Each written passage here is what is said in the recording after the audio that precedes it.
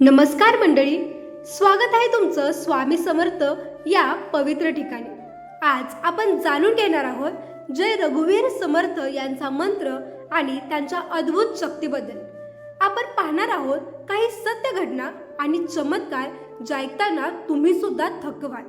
मित्रांनो, हा मंत्र जपल्याने घरात सुख, शांती, समृद्धी आणि आरोग्य येतं। तर चला पाहूया कसा आणि का हा मंत्र इतका प्रभावशाली आहे आणि त्याचा उपयोग आपल्याला आयुष्यात कसा करता येईल। रघुवीर समर्थ हे महाराष्ट्रातील एक महान भक्त आणि समाज सुधारक होते। त्यांनी भक्तांना मार्गदर्शन केले, संकटात मदत केली आणि अनेक लोकांचे जीवन बदलले। त्यांच्या उपदेशांचे मुख्य संदेश भक्ती, सेवा, साधना आणि विश्वास। काही भक्त म्हणतात समर्थांचे दर्शन केल्यावरच आयुष्य बदलते। काहींच्या अनुभवांमध्ये चमत्कार इतके थेट असतात की पाहणारे थक्क राहतात। आणि तो मंत्र आहे जय जय रघुवीर समर्थ। हा मंत्र जपल्याने नकारात्मक ऊर्जा दूर होते, मन शांत होते आणि संकटावर मात करता येते।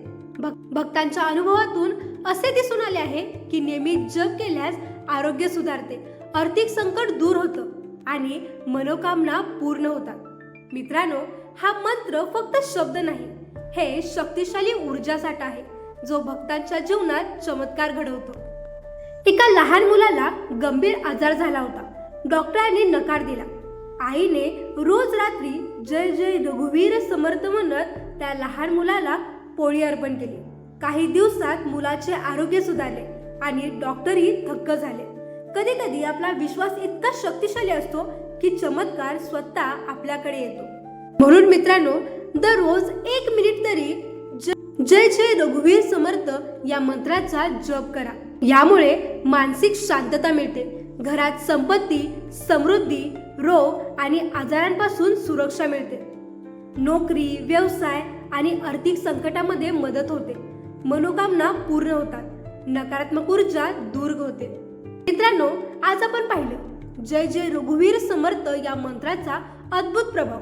जर तुम्ही हा रोज मंत्र जपला, गुरुवारी थोडे दान द्याल आणि रात्री झोपण्याआधी मनाने मंत्र जपला तर नक्कीच तुमचं जीवन बदलतं। आणि हो, तुम्हीही स्वामींचे खरे भक्त असाल तर कमेंटमध्ये जय जय रघुवीर समर्थ श्री स्वामी समर्थ लिहायला अजिबात विसरू नका। आणि हा व्हिडिओ आवडल्यास याला लाईक आणि चॅनलला सबस्क्राईब करायला विसरू नका, कारण जय जय रघुवीर समर्थ हेच आपल्याला जीवनात खरी शांती, समृद्धी आणि सुख देतील।